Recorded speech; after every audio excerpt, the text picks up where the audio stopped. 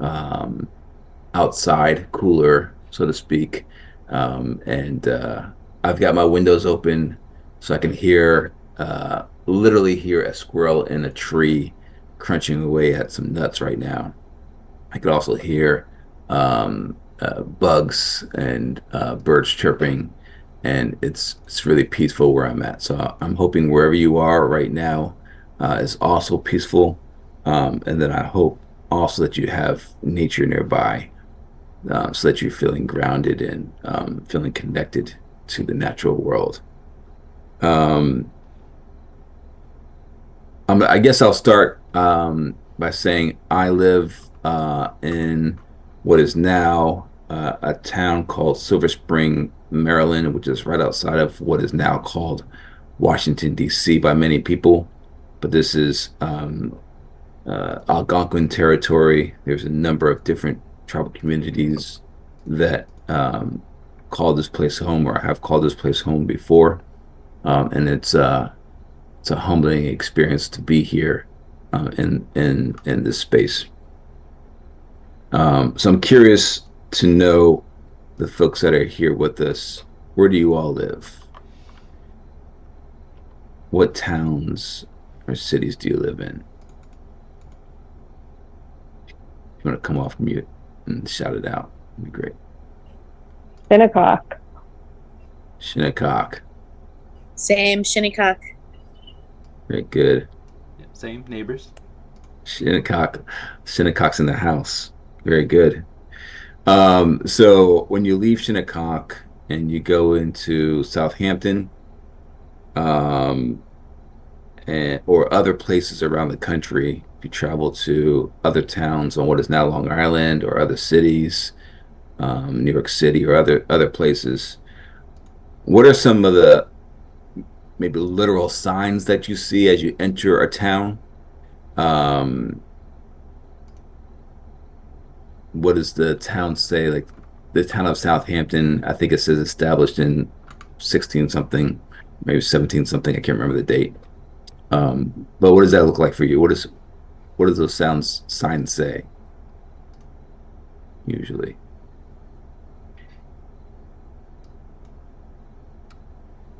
So kind of the question is like, what defines a space? No, just curious, like as you go into a new town, like usually there's a sign that says you're entering the town or the city. Um, just curious if you've seen those signs before and what the signs say. Okay. Yeah, Southampton, established in 1640. That's when everything started in 1640. Yeah. I often see signs that say welcome to whatever, and then they have all of the local, like Rotary and Lions clubs and all of the organizations underneath. Yeah, that's right. Um, yeah, I often see signs all around. I travel a lot, so I see signs from different towns and townships and cities, and it'll say, "Welcome to St. Louis, established in X date." Population, it'll give the population. Um, you might say founded in a certain time period, um, which is always interesting to me. That it always starts, right? They start with a certain date of when it was founded or established. Um, but I think there's also other signs, not maybe literal signs, but other moments or indications of Euro invasion. Um, I'm curious in your walks around the planet or around what is now the United States. What are some signs, not maybe not literal signs, but what are some notes or some signs that you have noticed indicate European invasion? Well, since we're all neighbors on Shinnecock, and when you leave the territory, besides that one sign that's right on the edge that says established 1640, you see all the hedges. So I always think about the kind of like the limited amount of species that are being planted and being supported, and and then those are also maintained by people who are working class or lower class. So it's Mm, a lot of like servitude. It's a lot of manicuring and kind of unnatural, even though it is the natural world in a way. mm. That's right. Yeah, notice that as well. On the same note of that, this year, maybe years before, but especially this past winter, I noticed a lot of trees had full blankets. Mm. They were swathed more than people. Sorry if you heard that scream in the background. That's my daughter. Hmm. Anything else? Signs of colonization could be the things that are made of stone, like statues of colonizers, or when I was in basically all over Europe, they had like these stones, like these prisms that were just there, and they're like, it's been here since the 1500s, and it was just a like something that I guess it's not colonized if it's in Europe, right? And that's where they're from. But like they do that kind of thing here too. Like they put something big and hard to move, and it's just there, regardless of who was there before, who continues to live there. Yeah, that's exactly right. Oftentimes when I travel the country, some of the signs that I see of European invasion are statues, like you've mentioned, and they're usually statues of white men, sometimes politicians, sometimes military figures. Um, the houses that we live in, I live in a style of home that is called a colonial. Right? You can't get, I guess you can't get any more colonized than that, than living in a colonial. So I live in a colonial style home. Um, the cars that we drive, the paved roads, the businesses, the technology, lots of like unnatural things all around us that we often don't think about as like indications or reminders of European invasion, right? Um, even in our pets, there's oftentimes pets here that are not indigenous to the land that were brought over through colonization. Um, Maps are also interesting, right? If you look at a map nowadays, the names of towns and cities on the map may have names of people who are immigrants or settlers or invaders. Roads and places like that may be established that are not indigenous.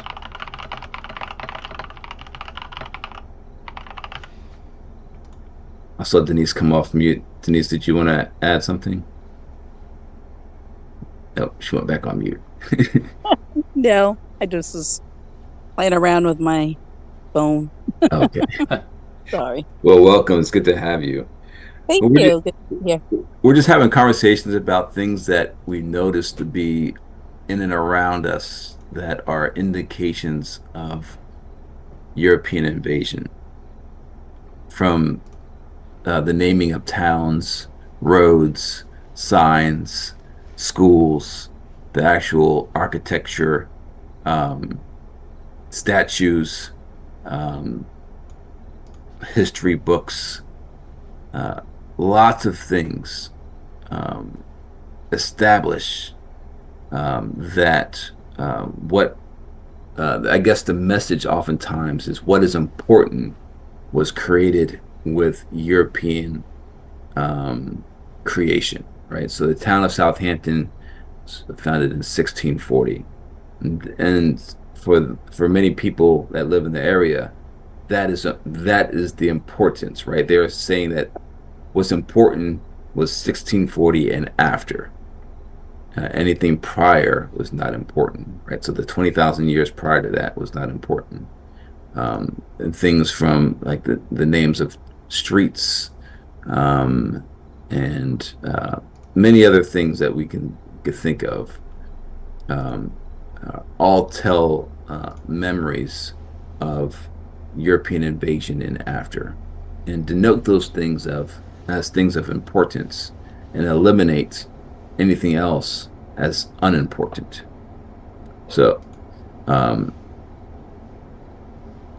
there aren't there while there are some still indications of indigenous existence, many of that has been erased, or the story has been changed. There's a sign. I used to own a cabin in North Georgia, and I used to drive back and forth from North Georgia to DC. And on the route in North Carolina, there's this metal sign, this iron sign off the side of the road that depicted a memory of a U.S. general and his troops, and it says on this site, General so and so encountered Cherokee Chief so and so, right? And so that the narrative was written from the standpoint of the U.S. Army encountering the chief, and not the chief encountering the U.S. Army. If you travel to the site of Wounded Knee in South Dakota, right, the Battle of Wounded Knee and the massacre of Wounded Knee, um, across the road from the cemetery. So for those that have not been there, the cemetery at Wounded Knee sits up on a hill. You're standing on the hill, you look out, and down the hill, by the water is the site of the massacre. And at that site, it is a huge sign, a red wooden sign. It's massive. And that sign depicts what went on there, but not from the standpoint of the Lakota, but of the U.S. military, which is extremely fascinating because this site is on tribal land, right? But even so, even at that site, the memory of that atrocity is from the standpoint of the United States and the United States military. Um, what memories can you think of that have been silenced over the last couple hundred years?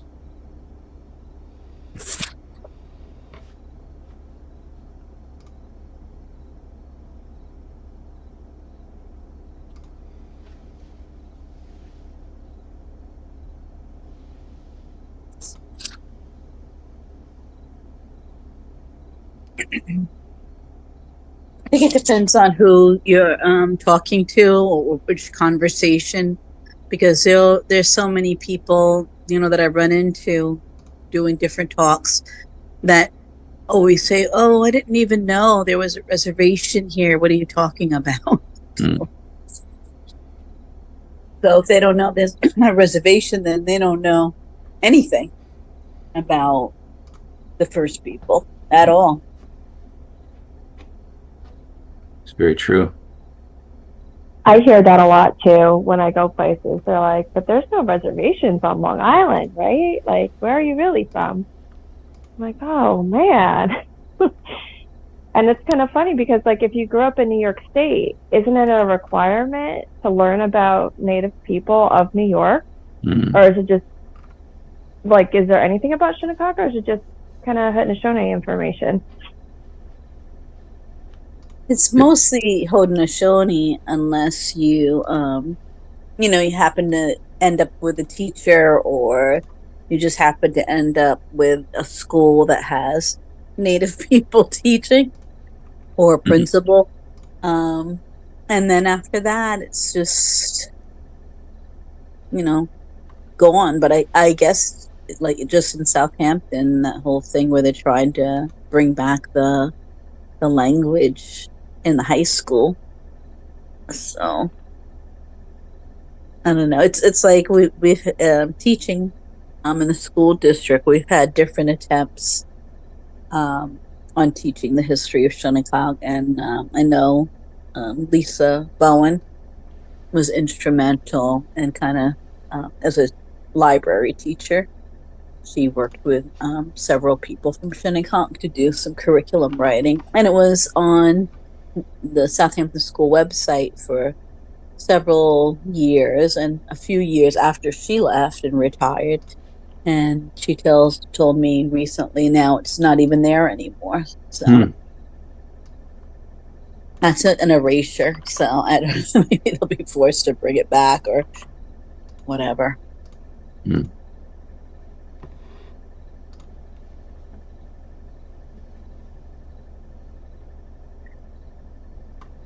My dad,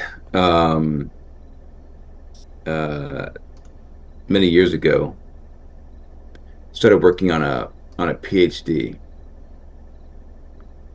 in communications, and his dissertation uh, is on this theory called silenced memory. My dad's theory, or this theory of silenced memory, is connected to, or is about the fact that the memories of non-white male in the United States have been silenced. The memories of the success of uh, indigenous people, people of African descent, Really need to listen to that. people of Hispanic descent, people of Asian descent, women, uh, the memories of the successes and contributions of these people have been silenced. Indigenous spirituality has been silenced, right? Indigenous uh, attire has been silenced. Language has been silenced. Architecture has been silenced. Uh, uh, war like war tactics have been silenced. Anything that really denotes greatness and individuality has been silenced and erased, which is uh, a powerful tactic, right? If you are a non-white person. I think about oftentimes people who are um, East Indian or and who wear saris proudly to the grocery store, in their office, to out to dinner, um, or people who are sick and wear their turbans uh, to the office, out to dinner, social gatherings, sporting events. Um, People who are Nigerian, who wear their traditional Nigerian clothing wherever they please. That's powerful. Yet, indigenous people's memories of our traditional clothing has been silenced, and we have been made to feel that wearing our traditional clothing in a work setting, in school, to the grocery store, to Whole Foods, to Trader Joe's, to the movies, is not appropriate, and maybe feel embarrassed, or you're trying too hard if you wear your traditional clothing. And so we've been told to think that our traditional clothes, like wearing English clothing, is proper, and what you should be wearing to work and to school, and we shouldn't wear our traditional loincloths and other clothing. That's psychological warfare, right? When you come to Washington D.C. and you walk around Washington D.C., there's lots of statues of white men who were military leaders or politicians, and if you're walking around Washington D.C., no matter who you are, and you're viewing these these statues, these individuals, you're in your mind you think, oh, the only people that have contributed to this country are white men, right? And so if you don't see yourself in that image, right, as celebrated publicly, then you start to think, oh, did my people not contribute anything to society? And that goes on and on. So not only have the successes of non-white men been silenced in the United States, but the atrocities of those men have also been silenced, right? The fact that Thomas Jefferson enslaved his children, uh, that George Washington was a slave owner, and that the bottom row of his teeth were taken from his slaves. Um, the fact that Shinnecock land was stolen in the 1850s, and the list goes on and on and on and on and on and on and on and on and on and on and on of the atrocities that were created by uh, these invaders have been silenced. And that's a powerful tactic, because if those atrocities are silenced, then the United States military can do no wrong, right? Then they are now good because they are the epitome of peace and freedom, and not the epitome of genocide and land theft, right? To the point that now Native people serve in the U.S. military at a higher rate per capita than any other ethnicity. Yet, the primary group that has caused pain and destruction to indigenous culture, lives, and land is the United States through their military. So, context and memories are very much uh, the impetus of how things are viewed and how the power struggle exists in what is now the United States. So my dad started this PhD program, and he hasn't finished it yet, and he'll never finish because, ironically, during while he was defending his PhD program, he has developed dementia, and now we just learned a week ago that he has developed Alzheimer's, and so his memory, his actual literal memory, is dissipating, which is really ironic if you think about the topic of his dissertation and to what his life now exists, right? And he'll never be able to finish his dissertation because of the state of his mind and memory, unfortunately. But um, the my work, my art that I've created, explores the reviving of our memories, right?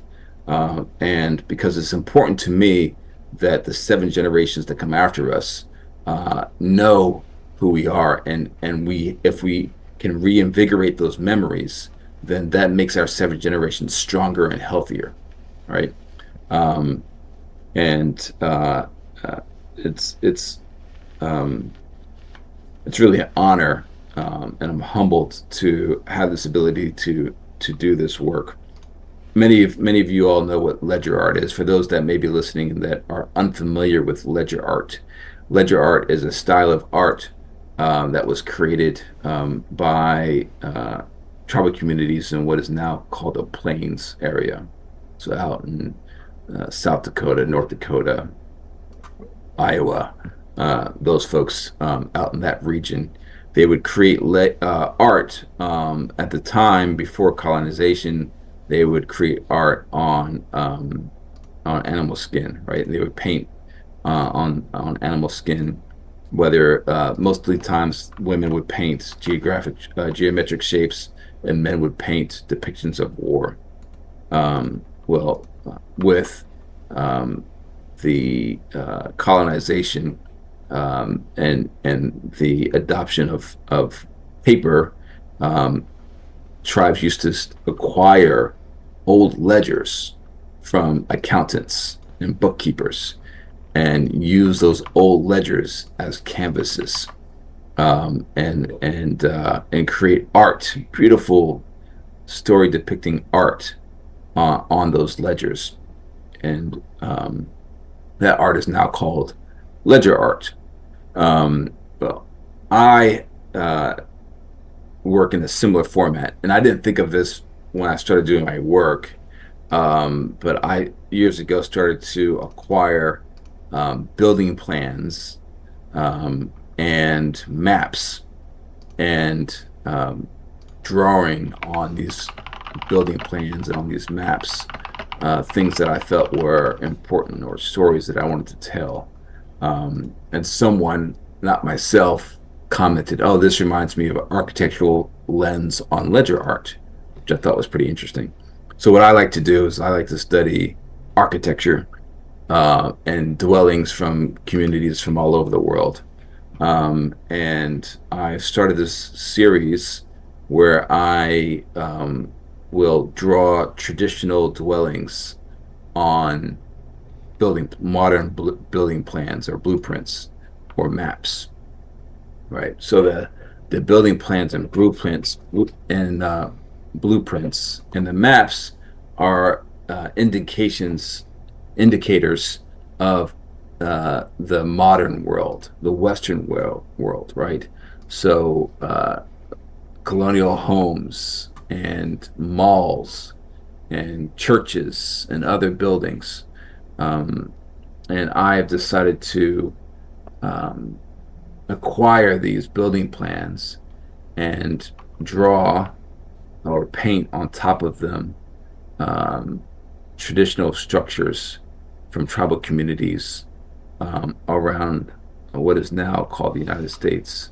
Jeremy, do you have a second you want to share the piece that's hanging up in Moss House now?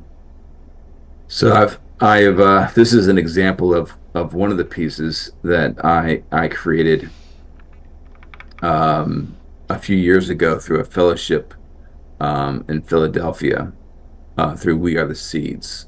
And I've done a series of art. And I chose this particular piece because of the exhibit at Shinnecock. I wanted to showcase one of our traditional dwellings. This is a wigwam or a wickiup, and this is the frame structure of our traditional one of our traditional homes, single family home, if you will. And I created this out of with charcoal on a paper building plan or blueprint.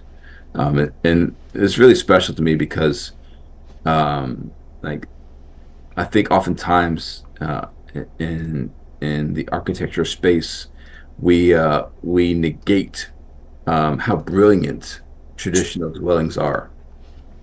And indigenous people, we lived in the elements for thousands of years, and so we had to create structures and dwellings that would withstand the elements, but also allow for great living. And we did that phenomenally, right? Using uh, simple tools and natural elements. And these natural elements and simple tools allowed us to create dwellings and structures that withstood um, harsh weather conditions, right? Whether there was strong wind, torrential downpour, hurricanes, the heat of summer. Um, these structures were strong and provided safety for communities. And we most in architecture school they don't teach about these traditional dwellings, right? Those memories of these traditional dwellings are silenced. Um, but they're important to us, and they hold a lot of traditional meaning behind how we build these structures, and the work that goes within them, how a community comes together to build the structures, even how the ash, if you're using ash or whatever you're using to build a frame, how they bend and don't break, bend but not break, and bind with each other can be a tool, a learning tool, for community, which I think is super valuable. This is just one example, but I think if you go across Turtle Island, you'll see similar examples of how traditional dwellings not only provide safety and security for living, but also help tell the story of communities that have lived um, in our lands for thousands upon thousands of years. Um, so I'm really honored to that I was allowed to showcase some of this work at Ma's house. This is just one of many pieces, but yeah, you can see that this is an attempt from my part of uh, reviving our memories, and instead of traditional memories taking the back seat to modern technology, our traditional memories are taking the front seat here and are first and foremost. And the modern technology has taken a back seat. Um, in my opinion, the modern technology has actually created a deficit in our climate, in our environment, because it extracts way more than it gives, right? So it takes away and does not live in harmony with the natural world, but actually um, destructs it, causes destruction. So you can stop sharing if you want.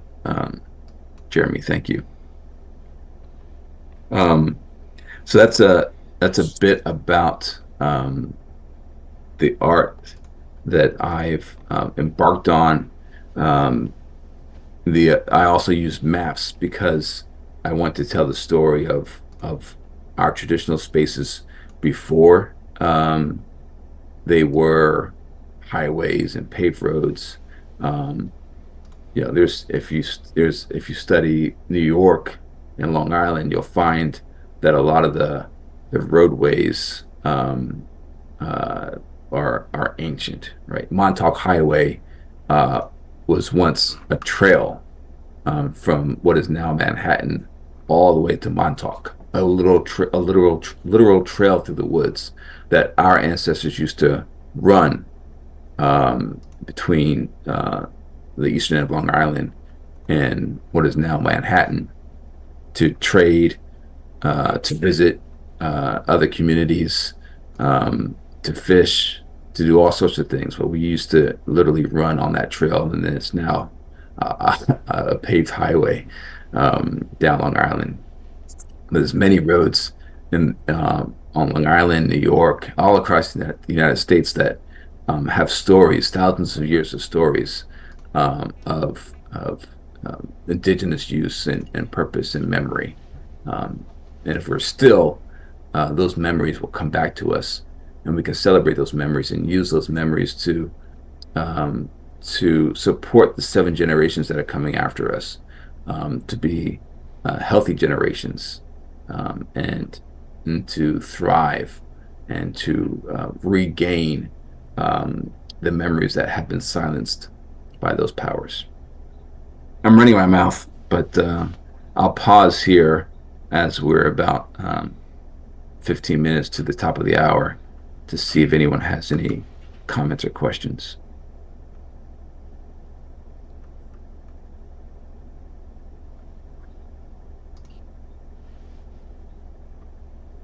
I have a question.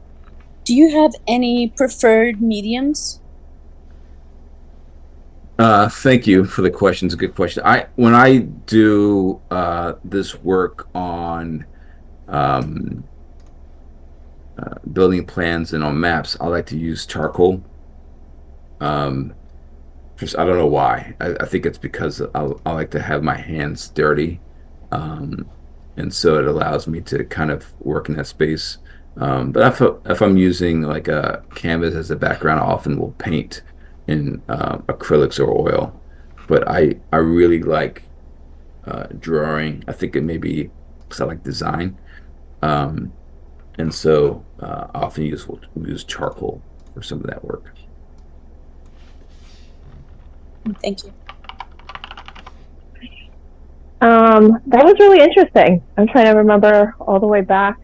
Um, I like how you combine like the concepts of housing with the our wigwam or ritu and the building design. I thought that was an interesting way because maybe people don't even see our homes as like a living space. You Mm. know, it's kind of like this magical thing that natives do and build. So I like that aspect of it. Also, I'm really sorry about your dad's diagnosis. Oh, thank you. Um, that's got to be a lot to live with now. But it's really good that you're kind of helping out and carry that along his vision. Yeah, this is really interesting. I'm glad that I made it on the Zoom and was able to do everything else while I was listening. But thank you so much for sharing all your art and your concepts behind it. Oh, thank you so much. It means a lot, and I really appreciate it. Absolutely. Oh, Christian, I had a question as well to go full circle. Yeah, thank you again for presenting. And you had the first question about when you leave the territory, what are the signs of European invasion? But what would be the number one thing that you want to see to return Indigenous recognition, whether it's like signs or language or artwork around? It's a great question. I don't know if there's one thing that I'd like to see. It's probably a lot of things I'd like to see. Um, I think off territory, I would love to, well, both on and off territory, I'd like to see um, uh, our Algonquin language um, showcased more in the street names, both on territory, off territory. I like to see everything on territory be in Algonquin language, right? So, and like English be like a really small like subtitle, but everything else I think, should be in our Algonquin language. Um, I also, this is going to go down a long rabbit hole, but bear with me. I also think that Shinnecock um, has the opportunity to be the epitome of health for Long Island. So now when folks come onto territory, um, the first thing that people see when they drive up on territory is a string of businesses that are selling things that um, the Surgeon General deems unhealthy, and many doctors will deem unhealthy. And you know, I know to be unhealthy because I've lost two grandparents to commercial tobacco. Um, but I think we have an opportunity to develop businesses that are rooted in our traditional cultures and ways, and that are rooted in health, so that everything that we are embarking on as a community is rooted in physical, mental, and emotional health. Not only will I think that this would be great for um, the folks living on territory in the seven generations that are coming after us, but also will be helpful for those that live in and around and among us, so that when people think of Shinnecock 10 years from now, the first thing they think of is a healthy community, right? Um, and to me, that is one thing that is a passion of mine and a dream, is to somehow help that come to fruition. I know there's a lot of Shinnecock people on territory that are doing amazing things in the space of health, right? Whether it's emotional health or mental health or physical health, and because it's innate within us. That's who we are, right? It's our way. A lot of these other elements are not our way, but they've been uh, thrown upon us. So I'll stop there.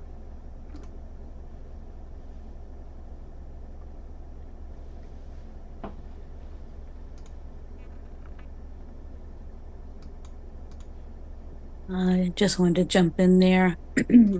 Not that long ago, I was doing a talk, or I don't know, making arrangements with one of the groups that I'm a board member of. It's non-white.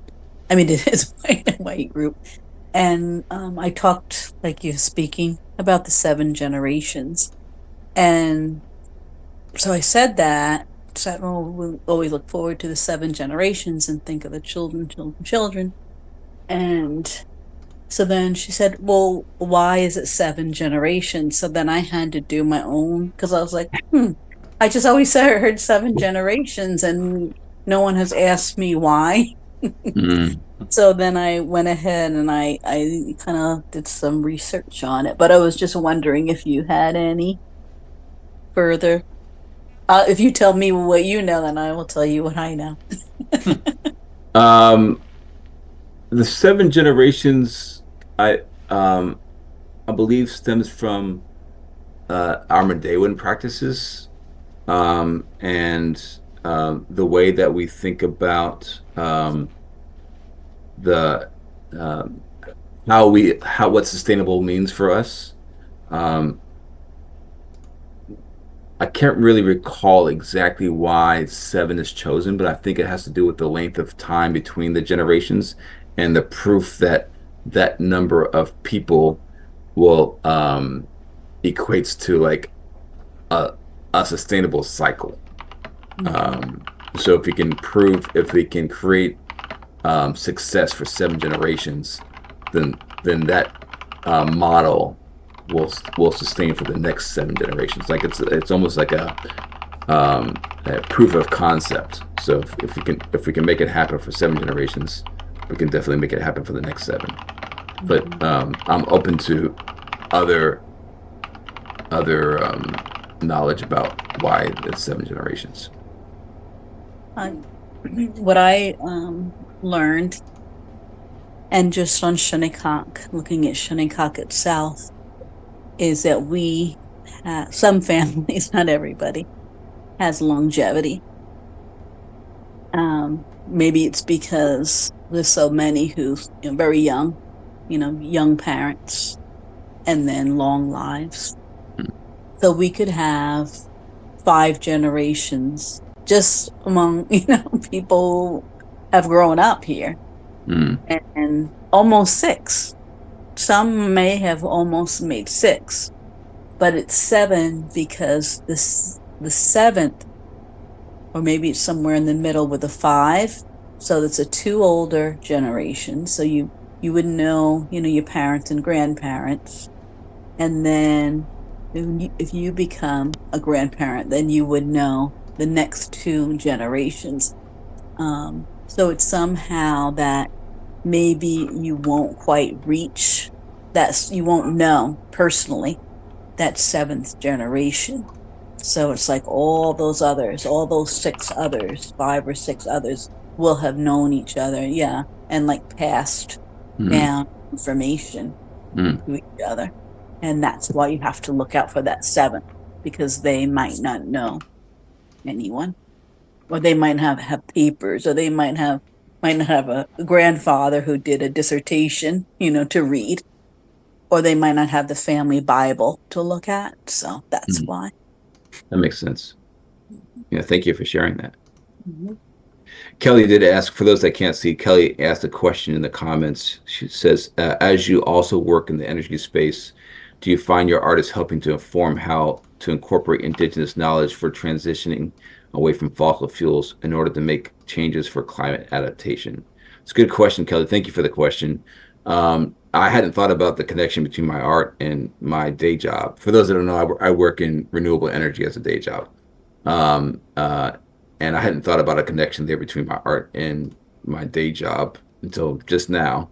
But I do know that you know one of the things that we that my work tries to do is to allow tribes to define what sustainability means for them, and to support tribes in their effort um, to live in a more renewable place, right? So we've been sustainable for thousands upon thousands of years. We don't, the word sustainable is not, it's kind of like new.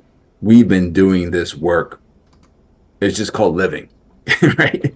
Sustainability for us is just called living, right? We've always been this way. We had to be this way to survive.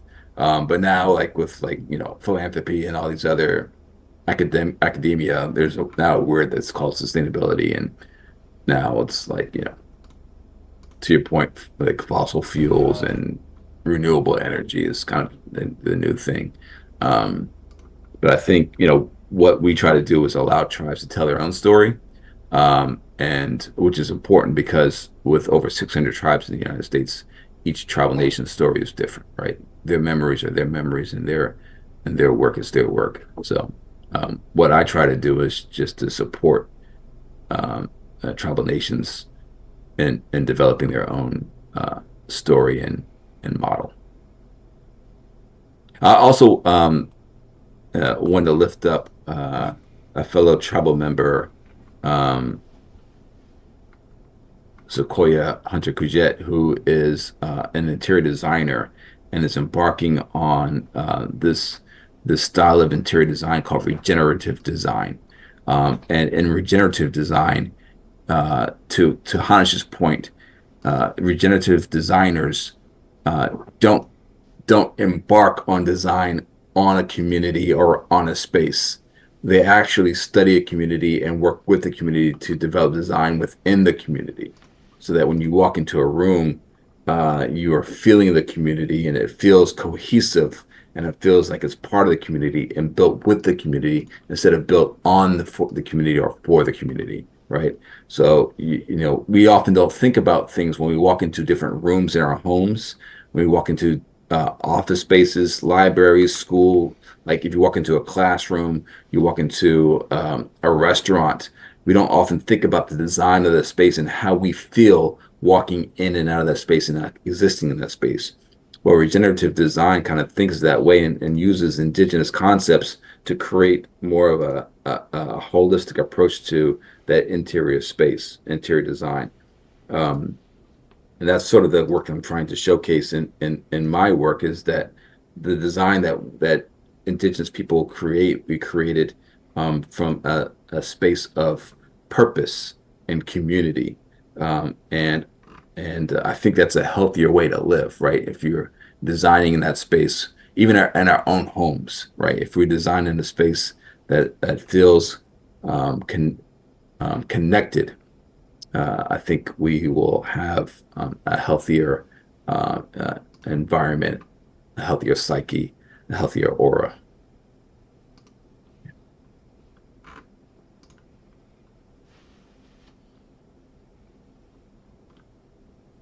Any other questions?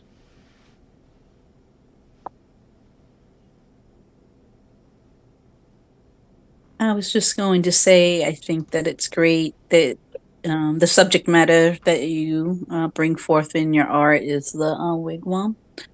And I just remember, working again in the Southampton school district. It's like fourth grade would not only always learn about the Haudenosaunee, but we took it upon ourselves, or those fourth grade teachers learned tried to learn more about Shinnecock.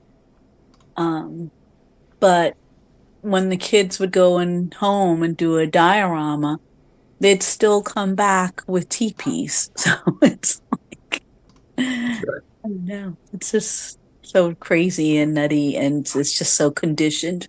They're so conditioned. You telling them this is what it is, That's and right.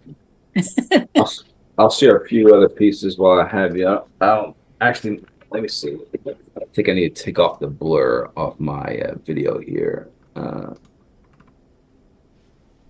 So if I can show you, this is a longhouse that I created. Can you see that? yes, Beautiful. Yeah. So thanks. another traditional dwelling. for East Coasters, where oftentimes multiple families would live in a longhouse. So long. And this is a dwelling that I created from a southwest style of dwelling. You can see that as well. So this is more of a Pueblo style of dwelling as well.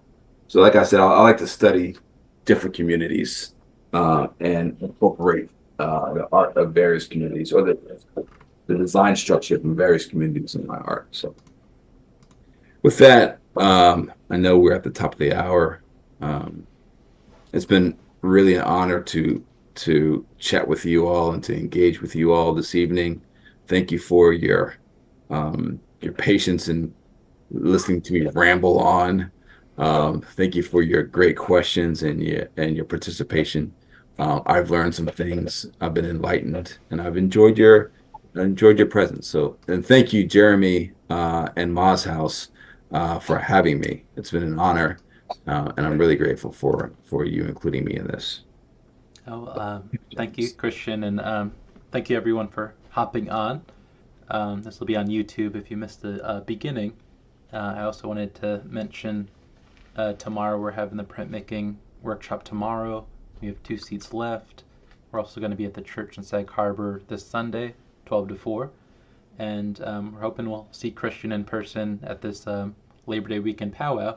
So hope you're all competing, getting ready for the Michoud canoe race out in the water. So any last things you want to leave on, Christian? Nope. Just I'll say Akwe, which means peace and farewell, and we'll see you all very soon. All right. Have a good night, everyone. Peace. Thank you, Christian. Thank Yeah, y'all. thank you so much. It's been good. Thank you. All right, see you soon. Night. Take care.